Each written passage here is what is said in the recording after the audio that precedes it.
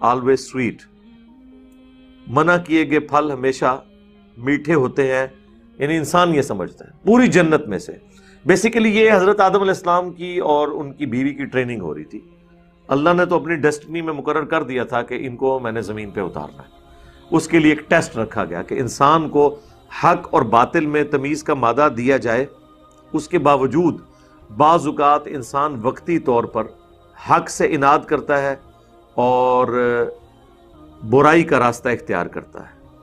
लेकिन उसमें अप्रोच ये होनी चाहिए कि जब आपको आपकी गलती पर मुतला किया जाए तो आप रुजू करें और फौरन माफी मांग लें। इसी का नाम आदमियत है, आदम। और गलती का एहसास होने के बावजूद, उसे एहसास दिलाने के बावजूद अपनी गलती के ऊपर जस्टिफिकेशन देना, यह शैतानत है।